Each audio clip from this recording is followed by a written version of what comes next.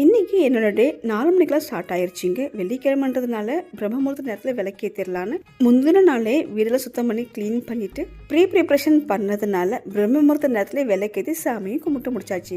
நேற்று ஈவினிங் போல் ப்ரொவிஷன் வாங்குறது கடைக்கு போயிருந்தப்போ பிங்க் கலர் கேரட் நல்லா ஃப்ரெஷ்ஷாகவே இருக்கிறத பார்த்ததுமே வாங்கிட்டு வந்துட்டேன். டிசம்பர், ஜான், ஃபெப்ரவரி சீசன் போல் வீட்டுக்கு தேவையான பொருட்கள்லாம் வாங்கிட்டு வீட்டுக்கு வந்ததும் கொஞ்சம் கூட லேட் பண்ணாமல் வாங்கிட்டு வந்த கேரட்டை வச்சு இன்றைக்கி அல்வா செஞ்சிடலான்னு மேல் தோலை சீவிட்டு நல்லா கழுவி நைஸாக துருவி எடுத்துக்கணும். கடாயில் ஒரு குழிக்கரண்டி அளவுக்கு நெய் விட்டு துருவின கேரட்டை போட்டு நல்லா வதக்குன்னு வதக்கிட்டு 1/2 லிட்டர் ஃபுல் க்ரீம் மில்கை ஊற்றி வேக வச்சுட்டேன். பால் திக்காயிட்டு கேரட்டும் சாஃப்டாக வெந்ததும் இதில் ஸ்வீட்லெஸ் கோவா, பொடிசாக கட் பண்ண பாதாம், முந்திரி, திராட்சை, ஸ்வீட்னஸ்க்காக சக்கரை சேர்க்காம நான் இன்னைக்கு நாட்டு சக்கரை தான் போட்டிருக்கேன்.